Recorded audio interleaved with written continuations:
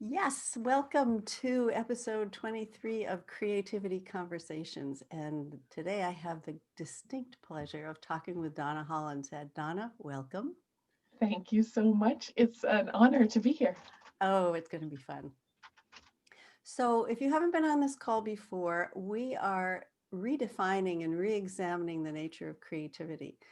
Since most people think creativity just means you're going to be artistic or not, depending on how you see yourself. So, we are here to just look at all the different ways that creativity shows up in our world. And to that end, I'm going to start with Donna's bio and then we'll just see where the conversation goes. So, for over 25 years, Donna's life has been devoted to teaching yoga and the practice of looking through the eyes of the soul and seeing the blessings in all of life. Donna experienced her own adversity, uncertainty, and her share of life challenges, and realized that while she couldn't control outer circumstances, she could definitely choose self compassion and the willingness to find a blessing in every circumstance. Donna's mission is to mirror love, freedom, and joy in ordinary moments. She points the way so you can make that choice. And her passion is holding space for those who seek expansion. So we'll talk about that. Donna is an Akashic record consultant, a minister who does weddings, artist, author, master yoga instructor, certified infinite possibilities trainer. That's a new one. I have to find out more about that. And professional clown. Donna lives in the Blue Ridge Mountains of Western North Carolina with her amazing husband of 29 years, David, her dog Jay, and Wildcat Friday. Her website is www.iamlivinglovinglaughing.com. Mm. Okay, Donna, let's do it. Okay. And it's interesting to hear you read the bio because I'm working on shifting it right now, right? Time goes by. Our sweet dog Jay left the planet in the summer, right? Like, oh, and that part, that tenderness. I had to look at that just last week of, oh, right, things change. Yeah. Yeah. Yeah. Hmm. Mm-hmm. How would you, let's kind of just jump right in here. How would you characterize creativity if you didn't use that word creativity? Oh, so I would characterize it as uh, curiosity, wonder, being present without any preconceived notions or like without labels. So that if I'm somewhere, like I'm not going to see just what I think is there. I'm just going to go, oh, what's actually there? And what's the difference? How do you do that? How do I do that? Well, one thing is I really notice. So I am a visual person. So I notice things, not like this is a piece of paper cut into a shape of heart, more like, oh, what does this look like? I notice shapes. I notice patterns when I'm in nature. So I actually look at things. I will literally get upside down to look at something from another way. And that could come from working with children for so long, because if you're on the floor with kids, you could just get underneath the chair and just go look at some things. So I think I notice things new. Like, Now, what were you doing teaching kids or being under so it's chairs in with kids? clowning. So when I was in my clowning, that was my bigger part of my career. But I was a country club clown, which meant that I that I attended the family nights, the family night dinners, like 2 hours, while the family is eating. The kids were playing with me, and I did that every Friday and Sunday at the same club for many years. So the kids get to be your friends. So we're hanging out, and we're coloring, we're doing things, but we would just look at things different, or we would take something and turn it up. What would it do? So it's sort of a standing things on their head, because kids love that.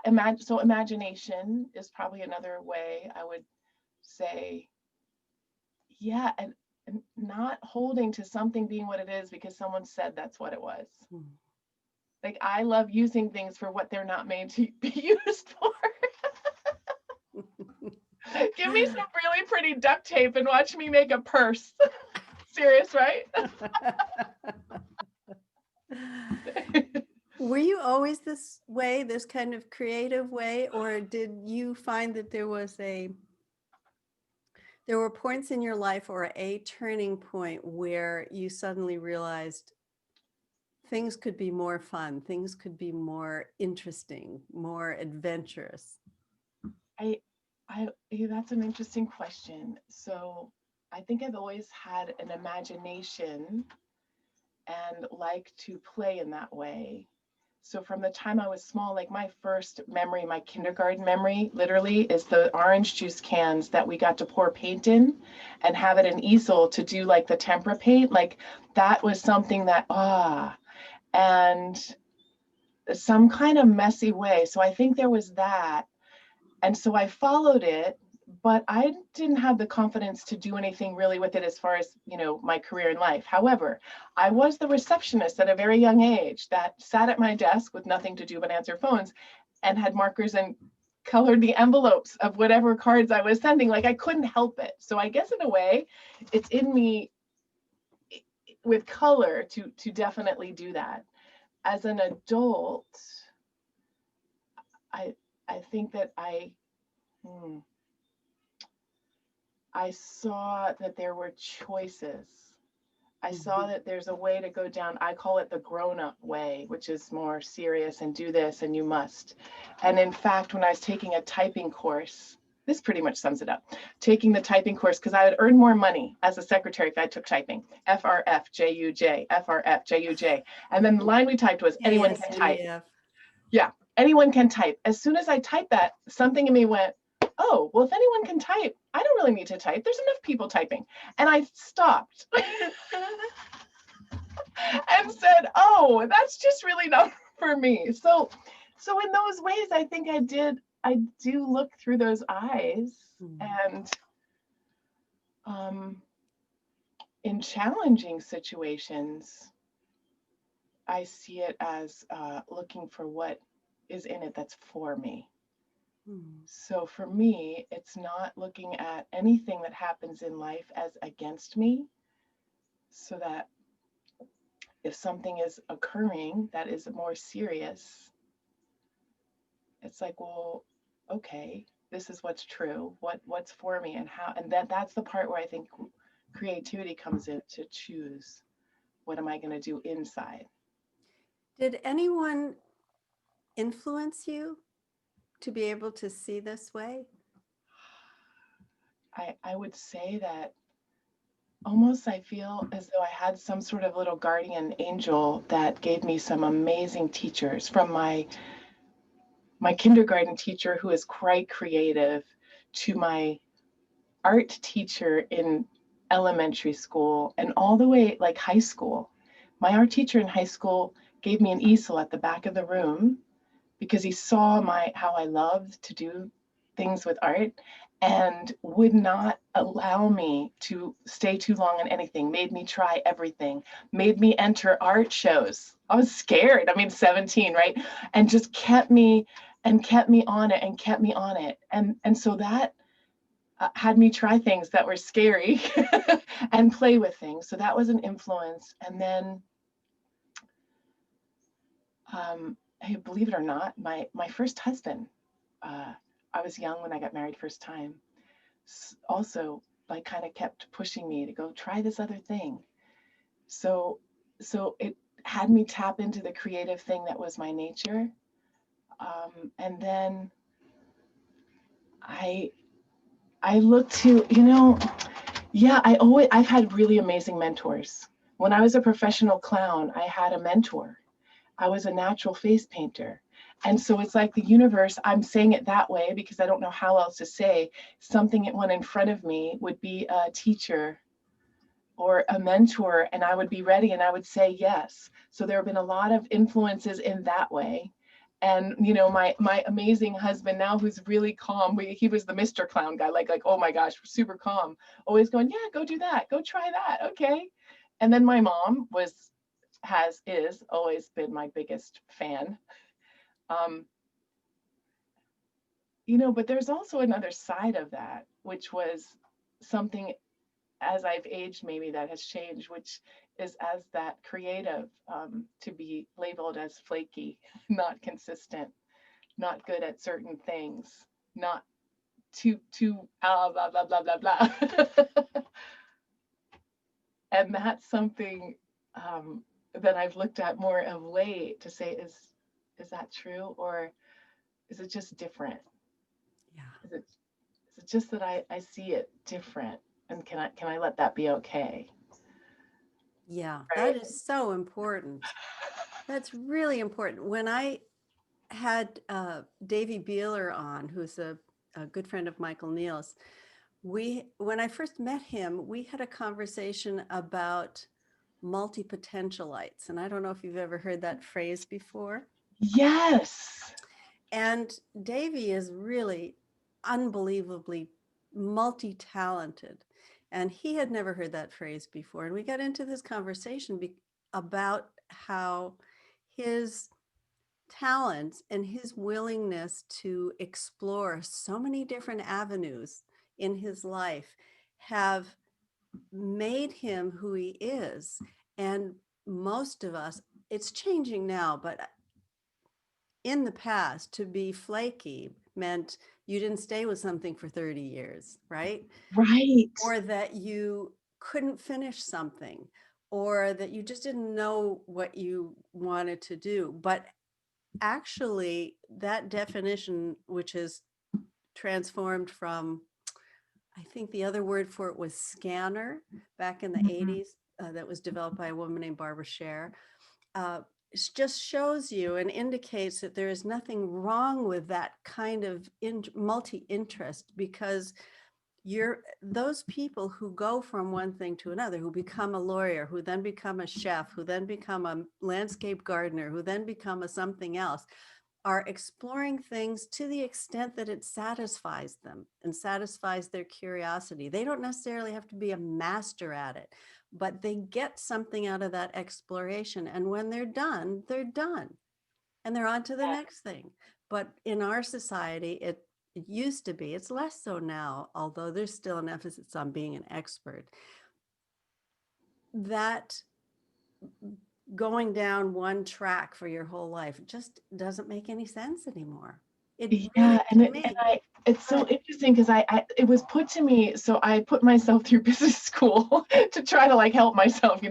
And so it was a rather, fun way of doing it the way I chose, but still very linear. And I kept like kind of like going, I can't do lesson one. I just can't do that. What's an elevator speech? No, not doing that. Can't do that, right? And then someone did present this thing about the multi-potentiality. Is that Close so enough. something like that, but and she does really great work, and she said, so imagine you had bubbles, and of course give me bubbles. Ooh, that's pretty, that's fun. She goes, so what if you draw some bubbles, and you look at all the things that you like to do, and these bubbles are, and as soon as I could see it that way, Mm, oh, because it's more fluid, and that felt better to me, yeah. to not be like in a box or feel like it had to. And it also, I think I heard you say this, about that 130-year track. There's a part of me that wouldn't want to commit to something I really love to go, oh, I don't want to take it down to the place where I don't love it anymore. I want to keep loving it. So let me dabble over here, right? Like even with clowning, what was so fun about clowning was changing environments all the time, new people, like I did the same birthday party for 15 years, the same one, and the kids wanted that, but it was never the same because they showed up and brought what they brought. They had an energy that I was able to play with. And that's another part for me that is really in this creative conversation. I love when humans get together and one thing becomes another, and one idea, like I'll draw this line here, you draw the next line, like or in a conversation or in anything. I think it's so fulfilling. And I have done things with adults to get them to, I call them play dates or play shops or whatever, where you put up some paint. You have to actually warm adults up to play, let's get a crayon first. It's going to be okay. It's going to be fine. But then I've watched, given like a lot of space and to make a mess and it doesn't matter, something happens and something opens in us that just wants to move. And that's the part that I love, like playing with that part of life. Well, you're preaching to the choir as far as I'm concerned. I know. But I am curious what it is that you observe about adults as they get into a looser state. What do you see as as the typical kinds of resistance that shows up? Well, the typical kind of resistance to an adult is they want to make it, there's an attachment to outcome in the creative space. So it's sort of like the wine and design. We're going to all paint this painting. It's going to go like this. Oh my gosh, I would go rogue in one of those, right? But if I watch the adults, and I did this with friends because I was curious, like what are they? Well, it needs to look like this. And so that attachment to the outcome creates everything going in, because then everything I put on any piece of paper, if we're talking painting, matters because I need it to look a certain way. So I see this like automatic restriction. And then the other thing I see come up is the story, I'm not creative. How that to me is just utter BS because you're born. And yeah, so then there's a judgment, and then there's a withhold. So if I give you a very big piece of paper that's the size of a poster, and I watch an adult and they'll start with a really small brush and they'll start in this one little spot because that might feel safer, I will like go over, oh yeah, I'll go over with a really big brush and just take their arm and go, here, try this. Here, get it off the paper and on the wall. And then you see like all this, because there's rules, and there are rules that, yeah, adults are conditioned to follow in certain areas of life. And so I see that all comes up. And then I also see that everyone is different. So sometimes even a song, even music notes can have someone change their state, and that can change what they're doing with any kind of a creative thing. Like I did one time, we did food mandalas. I had these ginormous plates and vegetables like all cut up in little cups, and said, okay, here, go arrange these. And it was so fun to watch, like, oh, well, these are vegetables on a plate. Like, what does it matter? We're playing, we're just gonna make it pretty, don't make it pretty. And then, so the resistance starts, and then if they stay with it and they just keep adding, and I'll hold that, right? You hold this space for then before you know it, they're lost. They don't know how much time went by.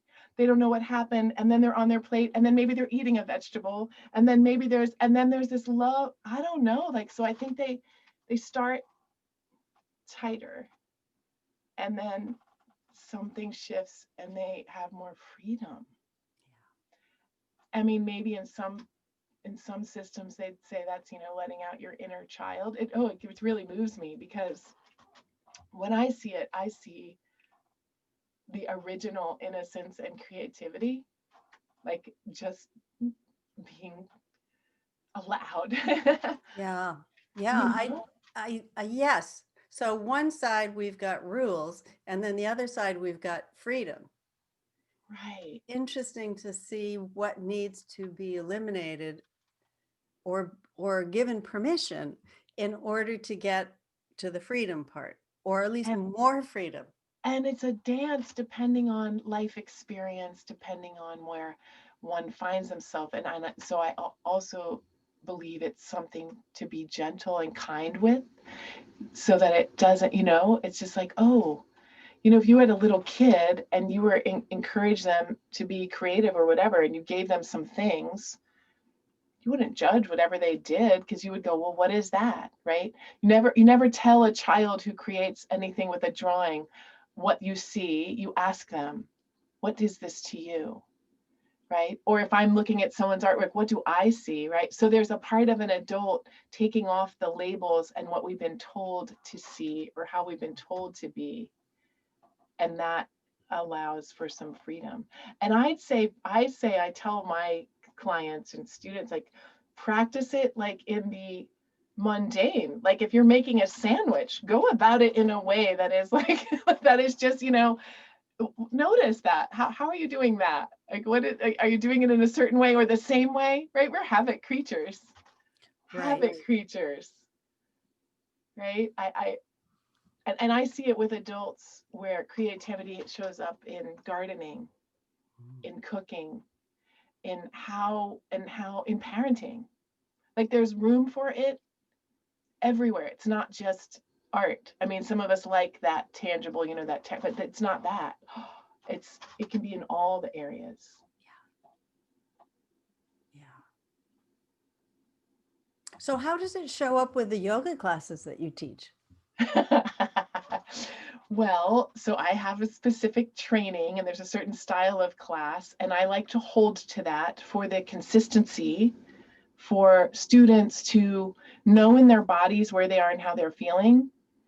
And for me in yoga, I mean, I actually created Yoga Church because I like to speak to the spirit. So when I'm teaching a yoga class, I start with I have these little Thrive cards, these tiny little cards that have little sentiments on them.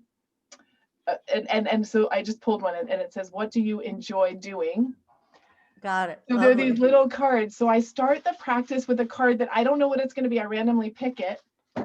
And then I let that inform where we're going to go in relation to yoga, to breath, to self. So it shows up that way. And when I'm teaching, I never have a plan.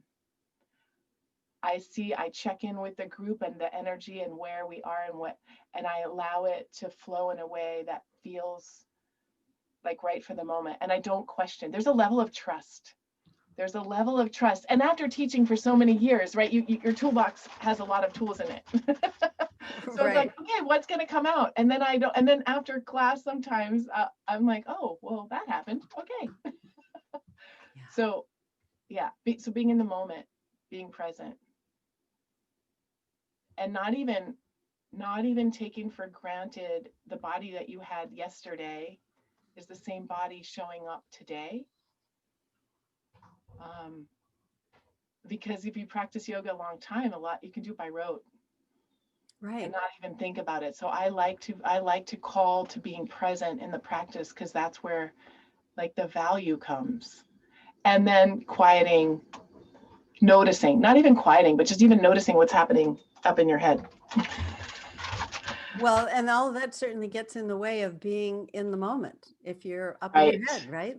Right. If I think that my pose is supposed to look like this, right? Because yoga can be like a box. Oh, you better have this here, da, da. I'm like, or you can be in a pose that feels healthy. So I will always teach to what is your healthy pose? And that's why it's yoga practice. And yoga practice. We never get it. Yeah.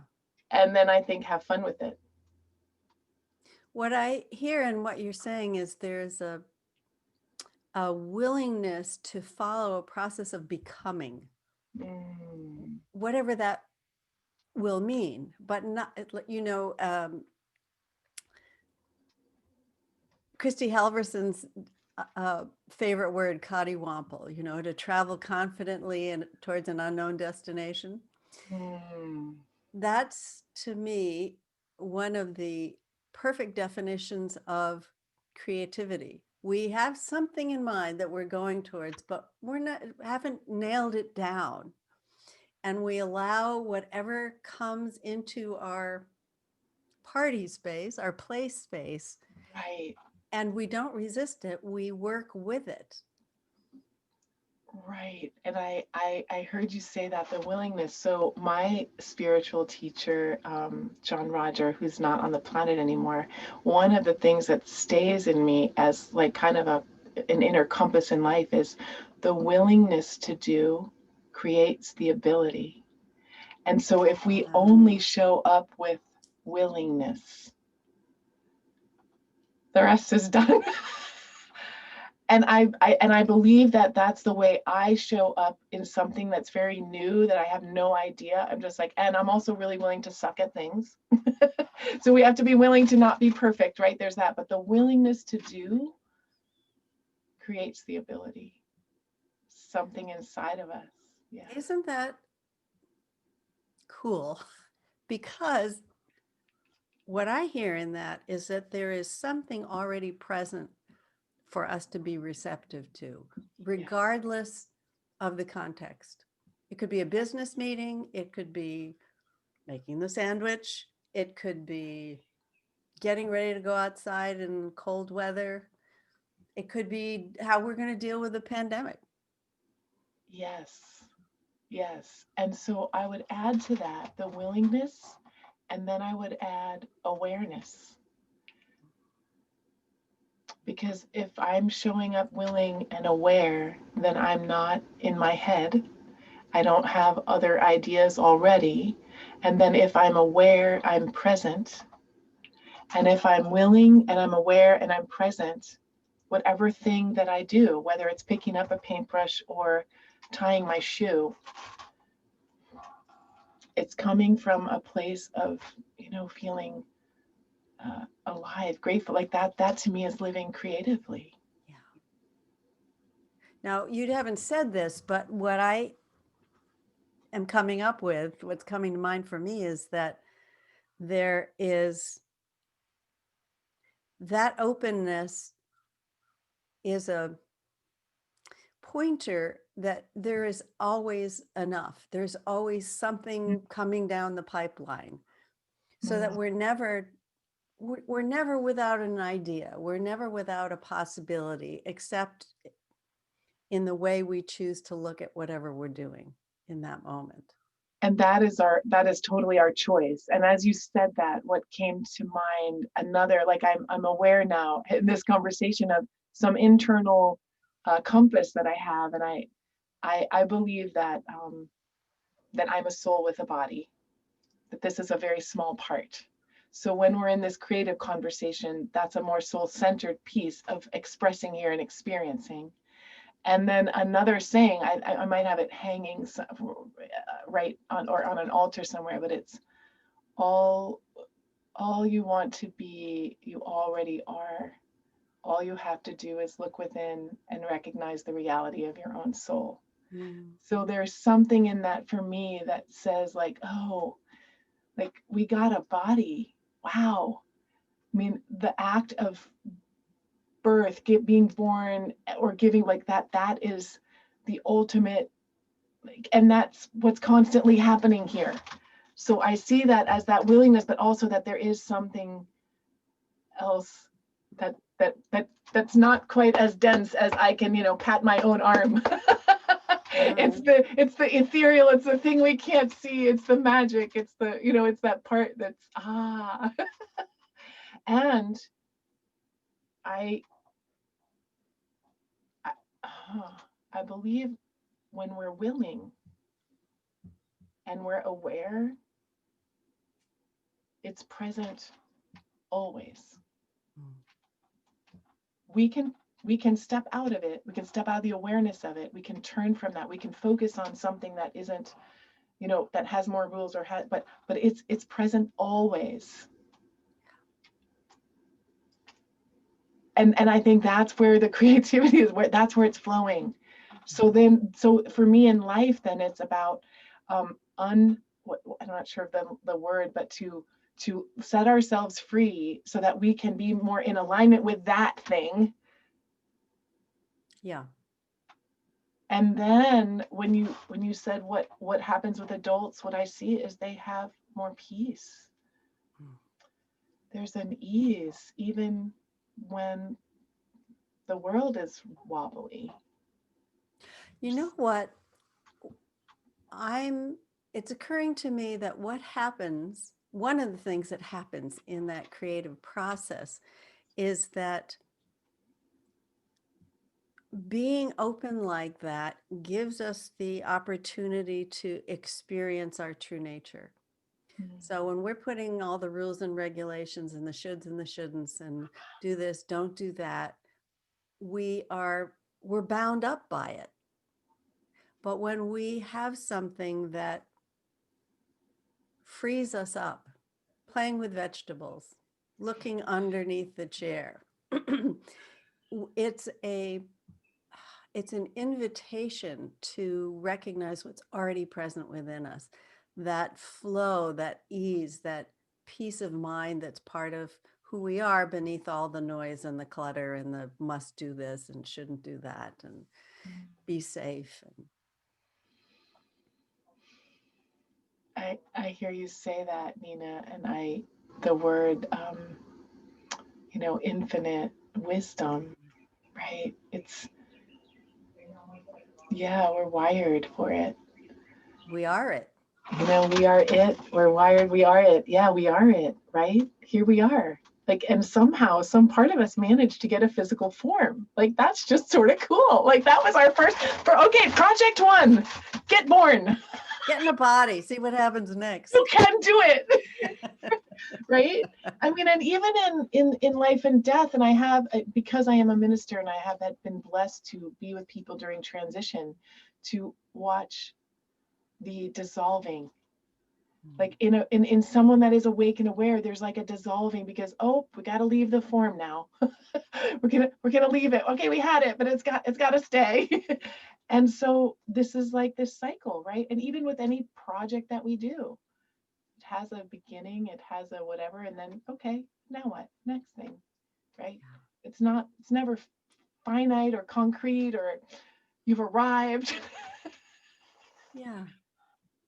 There's nowhere to arrive to. I know. Isn't that a blessing? I don't know. That feels like, okay, everybody breathe. Nina said it. There's nowhere to arrive to. We're already here. So we're good. Yeah. And we get mixed up. Well, it's easy to, when you think about how much conditioning there is to put us into nice little industrial age tracks. Right. And that's what we do because that's what and the education system is like that. Oh, it would be total chaos if kids were allowed to learn the way that was best for them and wasn't efficient or safe. Yeah, and as I hear you say that, I had this flash. So when I was clowning, occasionally I would get one of those parents that would call me up and want to know 5-minute by 5-minute everything I was going to do.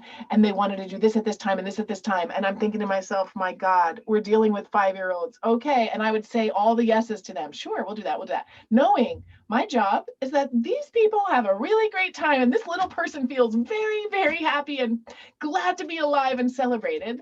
But that the conditioning that it has to, and as soon as you drop that and you go with what's there, it's easier because it's creating angst on all the other levels. Meanwhile, the kids, what do they want? They just let's have fun. Okay. Right. And you have this whole box of things. The clown is so interesting because we have this whole repertoire, but you might never even take any of it out because you're just having fun because you are and they are. Right. And do it until there's a thing in the world of clowning that, you stop doing something just before they're done with it. Right. Because they want more. What if we did that life that way? I'm doing this thing because it still feels great. Like, I'm not going to take it until it feels like, ugh. I'm going to, and then let it lead to the thing that goes, yeah. Why don't we do that? Why don't we practice that? Yeah. Oh, golly. Talk about your artwork, because I happen to have one of your beautiful calendars here. Tell us about your artwork. It is so full of joyfulness and love. I just want to hear how it has happened for you.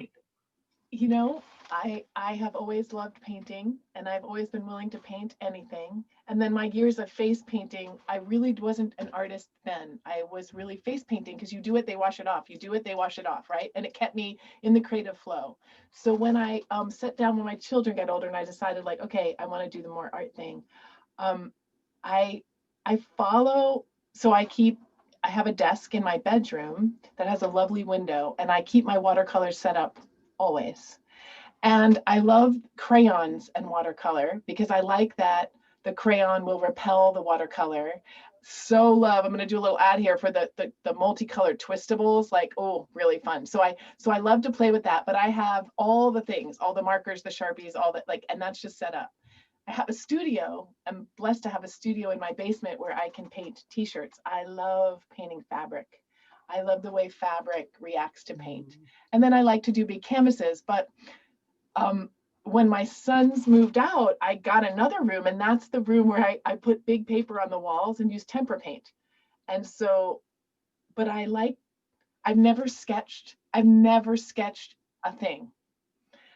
I just want to go, let me see what comes out. And so the colors that I choose, the whatever, I just kind of pick, and I just start with something on the paper and then follow it.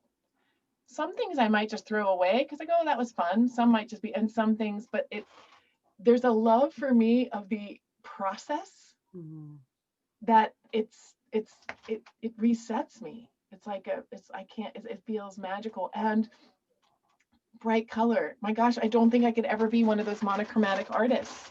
I tried that once. And I don't think I also know, is it too much? Is there too much on the paper? I'm like, go ahead. But there are times when there's different times where there's more white space and less. So I like to play with that too. Definitely inspired by nature because I live in the mountains in North Carolina.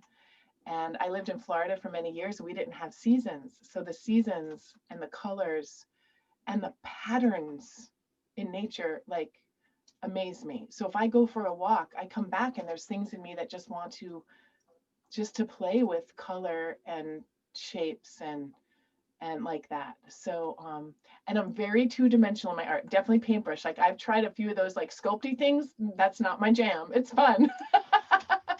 But I like that. So there is generally a lightness, and I consider myself abstract because I like the freedom. So I am always with big, bold strokes. You won't find me painting something really small on an egg, ever. Like, oh, I so admire the people that can do that, or that can take a picture and reproduce, like, oh, that is a whole different talent. For me, it's more about the action and the play, and I love to be messy. I want to be able to I have painting clothes. I want to be able to get it everywhere. And then what's landing on the paper, great. So it's the process. It's the fun.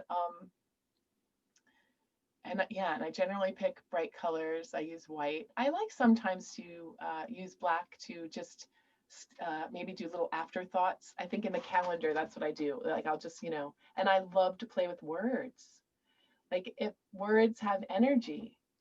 So sometimes I'll just take a word or a saying, or someone will say, so when I take notes in any classes, I take them with my magic markers. And sometimes they end up as a drawing because it anchors information in me. So I use art in that way too.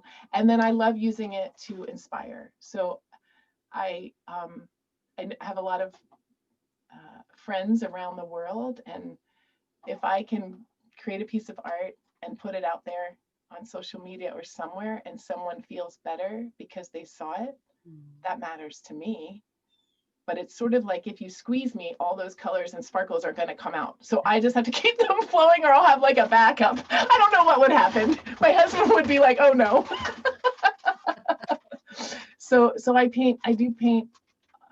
I won't say every day because I don't have a certain practice, but when it moves me, because if I get lost in it for a while, I will. But I love that. I love painting and creating that way. I'm really struck by the idea of seeing what happens. Let's just see what happens as a mindset or a way of life, as opposed to let's not rock the boat. And because we've been in this lockdown now for so many months, I'm seeing that a lot, that people they've shrunken because there's so much fear. And, nobody wants to get sick. Nobody wants to die or lose a loved one. Of course not. But there are certain things you can, beyond the things you can do to take care of yourself and be safe. How do you keep that desire to protect yourself from not, going with this analogy, infecting or coloring the rest of your life. I think that's just, it's so crucial to have some place where you can let it out, whether it's fear or frustration or whatever it is, to be able to let it flow, which is a component of being creative, being an explorer, being an adventurer. Mm. But if we just get so caught up in, oh God, I better take care, I better do that, really, the things that we need to do are pretty, they don't take a lot of time, right? And then we have the rest of our day and the rest of our life. But if we're still thinking that same way, I have to, I'm not knocking masks, but if we mask our lives, then there are real consequences to that.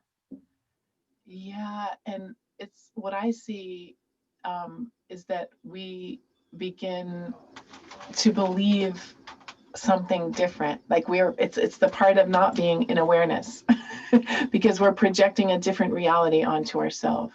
And when I was listening to you, like in this place around the lockdown, and now too, like moving the body is another way of like getting the energy out. And so I've done some really amazing paintings when I was really in a tough spot, and really a lot of anger and a lot of like sadness and frustration, like what, and I just go, and that is when I will take a 5 foot by 5 foot canvas out in the driveway and go, okay, let's just let that go. And then when it's done, oh, there's that. So I think that having a channel, is that the right word? Whatever that is for you. And I think dancing, like dancing, like stomping your feet down, like really being in your body and really moving to get that all going, so that we're not just sitting and stagnant, right? It's like water, right? A pond where that water, there's that little stagnant, but if the water moves, the stagnation moves with it. Yeah. So I see that as, and in this time, I don't know, and I do live outside of Asheville, North Carolina, which is a really funky, right, creative place, but I'm watching people be more creative in how or what they're going to do with what, right? Like with their children, with the kids, or what they're, so I see that there's an opportunity if we choose it. Yeah.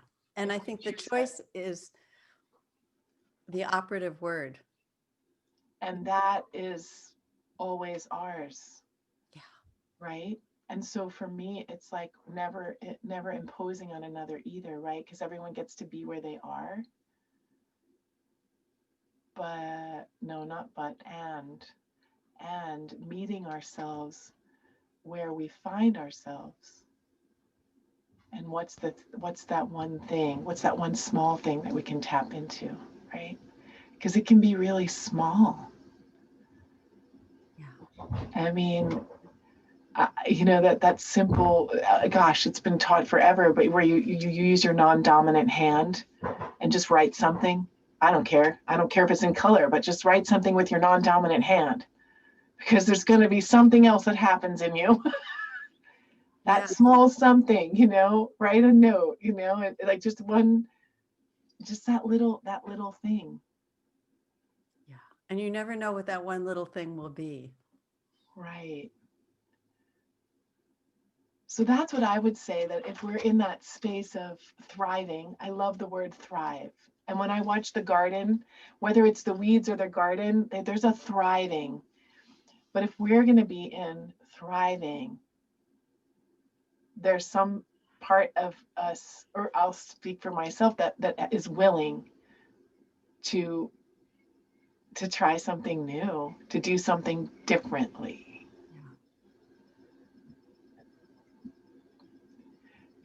When I was younger, and I remember when I had to mow the lawn, give a kid a task, I wanted to write my name.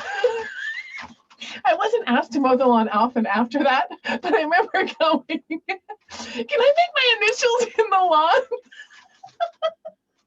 But like that, right? Okay, that's a task. I had to go mow the lawn. Fine, let me make it fun. I don't know, what can I do? But like, what if we showed up as grown-ups and we have to do all the things, or we're in this, there's like, or our sphere got smaller because of this, like, well, but what if we started looking around going, well, what can I do? Okay, one of the things I do, I squat down when I'm in the flat-footed squat pose, which is a yoga pose, when I'm unloading the dryer, because it's really good for my back and for my joints.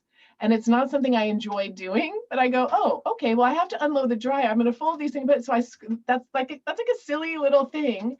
But does that change even the task of having to do the dry, the mundane? So that's where I would look. I would go like, okay, here's this mundane thing. What could I do that shifts it a tiny bit? Yeah. A tiny bit. David, when David Beeler was on, he was talking about the way he grew up. And he said he had a mom who would take something and use it and then reuse it. And then before she threw it away, she would say, what do you guys think you can do with this? What else could we do with this? So he had that mindset of what else, what else, what else? And when that to me is an essential component of what we're calling creativity, is it's the what else part, not the same part, but the what else part. Yes. And I think it's just a habit that the older you get, the less, unless you're blessed with that being a way of life for you, that gets harder to do because what I see is we tend to want to simplify and we want to make things predictable and efficient because we think life will be smoother that way. But it just seems to me when we do that too much, which can happen very early on, that we really stunt that flow of life from coming through us. Right. It's the like even like a mealtime pattern, right? Or we do this like right the early bird. I mean, I lived in South Florida, right? Like, okay, this is when it's going to be busy from here to here because we always eat our meal at this time, right? And even so, and even if some of those patterns create something consistent, like I can see consistency can be valuable, well, then still looking at how else, right? What other thing to do? When my children were little, we had something called a courtesy bite. I don't care if you eat, but there is a courtesy bite. You're not walking away until you try it. You got to taste it. Tell me it's terrible. Spit it out. I don't care. And so I think of that in like this context of like, as adults, what are we willing to take a courtesy bite of? That's not the same, right? Technology is a beautiful thing, right? Oh, it's before this pandemic, right? There's a lot of resistance around learning something new and how do we, and now you have families getting together so they can be together, all the generations. So there was that little willing thing. So yeah, I think it's like staying curious, and I would call that also staying in expansion. Because if we've been on the planet 100 years, there's still things that we don't know. So to stay in that willingness to see, learn, or experience something new, some tiny little thing, right? Like I repurpose, I'm a total love the Trader Joe's everything but the bagel seasoning. Favorite seasoning. I mean, we use a lot of that. And that's a cute little jar and I love the little name. So I save the jar and it turns into a vase for the flowers from my garden when I go somewhere because there's an abundance. But like that little thing of that, like it's nothing. But it was something. And now it's something else. Right. So yeah, I like that. What else? What else?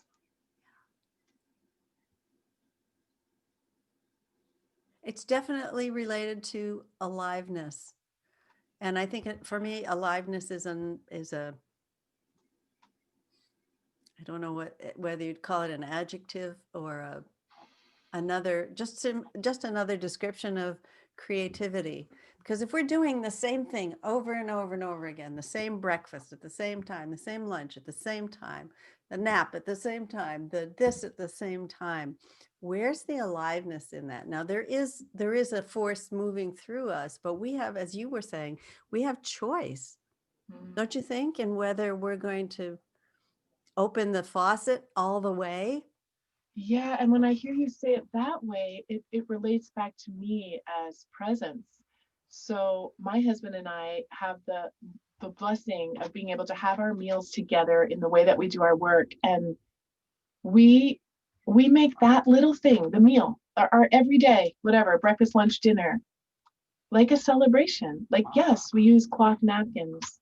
And yes, we use the dishes that we love. And we take turns sharing a prayer over our meal to be thankful. Like, and it's the same, like, and we love that. We love being together, we love eating together, but we show up willing and aware, like for that. Like, so we're being present. So maybe even in doing the more habitual things, it's how you're showing up. Right? It's not even that you have to do it different. Right? I'm going to brush my teeth every morning, but when I stand there, do I look at, and I keep pretty things around because I'm visual. There's, thank goodness that David doesn't mind, because we have beautiful scarves hanging and artwork, and like, you know, and at the sink, there's all these, and I have altars in different places that just, when I look at them, fills something in me. But I pause, like when I go to, I actually stop and see what's there, because I could show up to that sink to brush my teeth and not even see myself in the mirror, or it's just the action, and you can go through by rote, especially if you're in your head. So showing up to the more habitual things, how are we showing up? Yeah. Right? Like if we're showing up in awareness, every breath is a new breath. This breath that I'm taking right now is not the one that I took 10 breaths ago. Because it's new every single time. Makes me think of that quote, which I think is attributed to Einstein, which is that you can either see everything in life as a miracle or nothing in life as a miracle. Yeah, I'm in the everything camp. I know. Let's do that. Can we make that a campaign? Okay, Yeah. everything is a miracle. What might change? Oh, wouldn't that be something? What if even just some of the things were miracles? Yeah. Yeah, What are we willing to see that just might be a miracle that we haven't noticed before? right, right. I am recalling, especially when your kids grow up with a mom that's a clown, it lends itself to a very unusual. And I remember one year, and I have boys, and so you have all these boys, and I remember coming home one year, I guess it was a birthday or something. They filled the floor of my house with my balloons, like they had blew them up and whatever. And then they gave me a rock, and I'm like, this is so good. They gave me a rock, but it was a rock that said love. And there was something about like,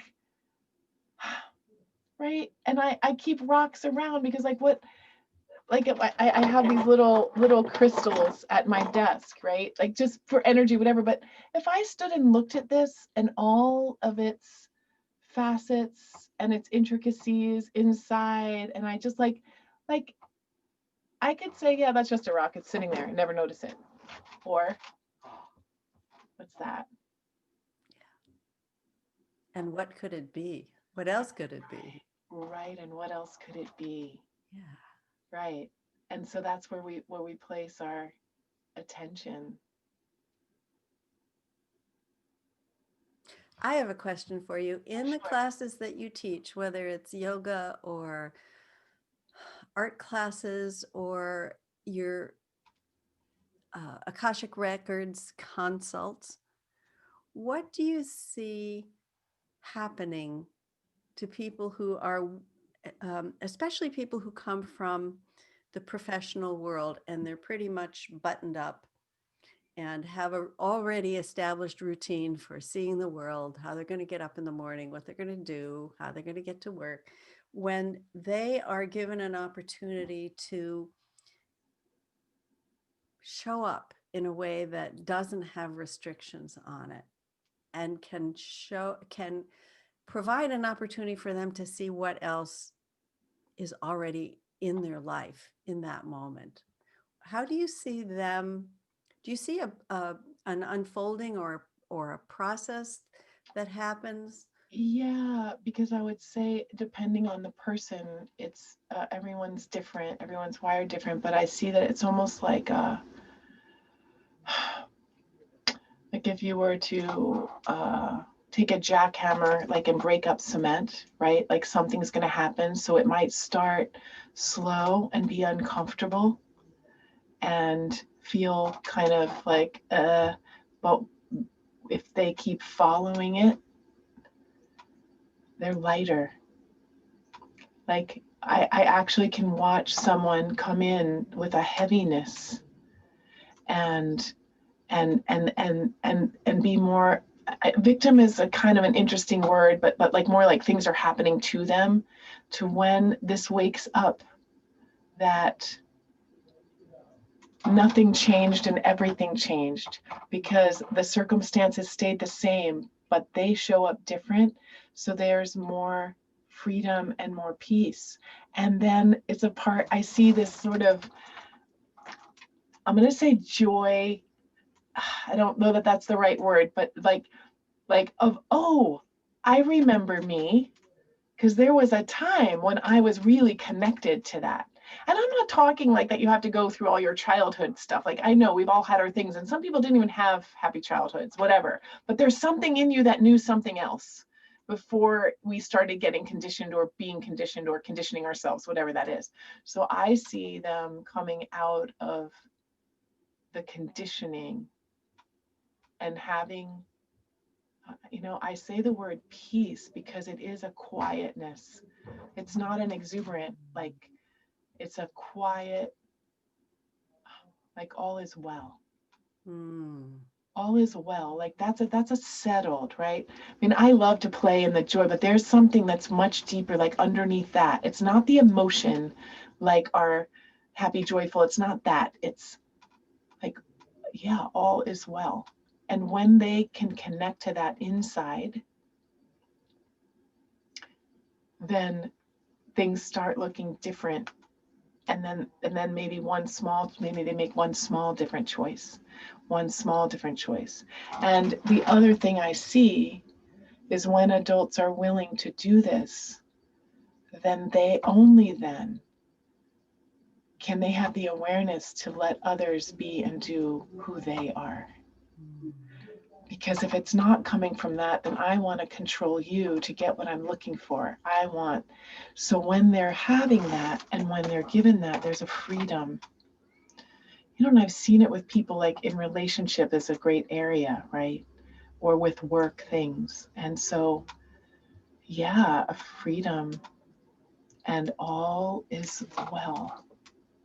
Like an unshakable knowing, and the circumstances and the environment have nothing to do with it.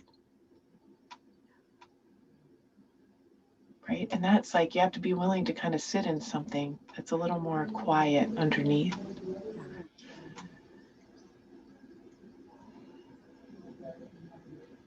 And some people take a while to get to that place because they're not used to it. They're always, from what I see, is that every moment is taken up with something that needs to be done in a certain way. Right.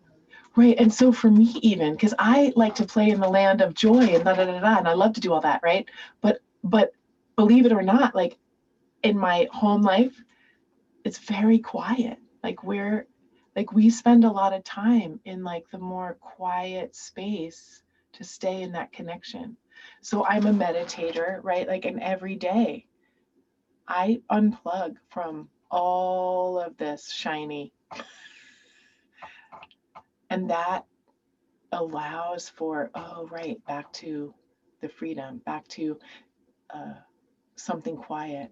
And I think that when adults are doing things, looking at things in this way and being given freedom, first it's like permission slip, right? So I'm all about a giant permission slip. In fact, I think I could be that, like, hi, I'm your permission slip. like on one right here on your head. So when you're in a space and someone's giving permission, oh, then you see, wait a minute, I'm the one giving permission to me, right? Like, so then they get to see, oh, I can give myself permission. And I think sometimes we don't give ourselves permission because we don't know that we had a rule. I was the biggest rule follower. My mom said that my mantra when I was a kid is the teacher said. The teacher said, like, oh, I got to do that, right? But somewhere along the line, I'm like, why is that? Why? I don't know. So I think with adults, when they can see like, oh, they're doing that, then there's the space to let it go and have more peace. Yeah. Right. And it's not go live in a cave and don't do your life. It's do your life. Only well-being. Experience well-being. Right. And I believe this with all my heart. Well-being only happens in the moment. It's only now.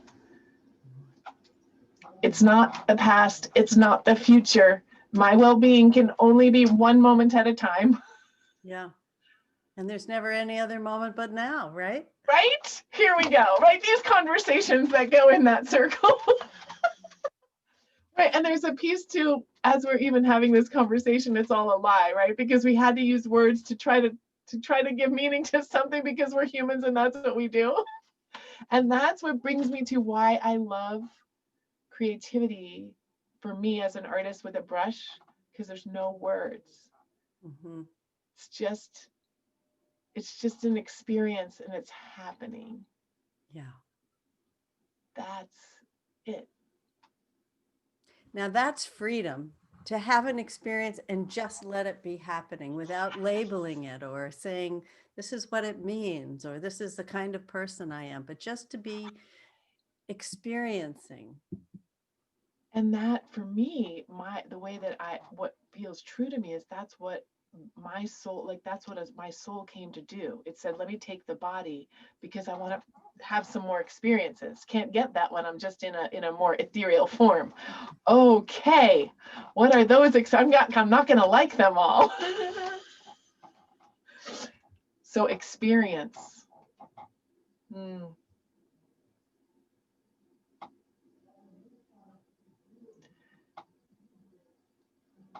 And self-awareness. Now, yeah. That's it. That's it. Well, wasn't it Plato who said the unexamined life is not worth living? Yeah.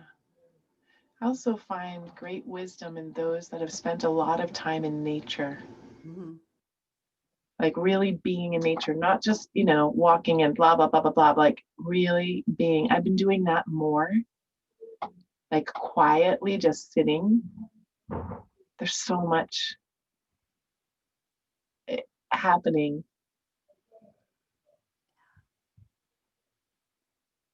Beyond the mind shatter, there's a whole world.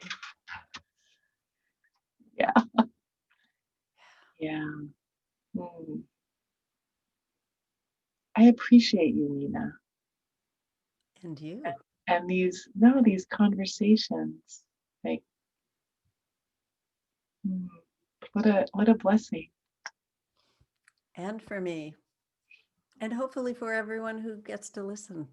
Right. Because and that's something too, right? If we hear one little thing, it's like there's a little bell that we all have. I have like some bell and I hear one thing and I go, oh, I heard that. And then it got in me. And then I did something a little bit differently. Or I felt more, or I saw something, right? This is just that. And I do believe as humans, we're kind of grabbing each other's hands going, hey, and we're walking along. And maybe we drop hands sometimes, but just that. Drop hands to clap. Yeah, right, exactly. But what a blessing. Mm-hmm. Lovely. Can you, before we say goodbye for the moment, share what you are up to these days and how people can get in touch with you and your website, that sort of thing? So being one with all those little bubbles in the air, my website is I am livinglovinglaughing.com.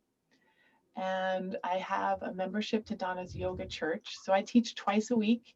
And as a member, you can come to those classes and they're recorded and you can have a library of, fun, cool, really lovely community. That was sort of my pivot with COVID because I have a studio. And so that closed. So we do this now on Zoom. I do Akashic Record consultations, which is asking questions, and I'm kind of a channel for the soul or your masters and teachers to bring forward information along the lines of how we've been speaking to gain more freedom and for current stuff. And then I do soul nourishment coaching, where I use the Akashic Records, because why not be plugged into the divine and just in a more regular way support people with that. And then on Saturday, actually, I'm doing a little fun things, an hour of focusing on love with Kathy Murphy, who's someone I think, Nina, you also know.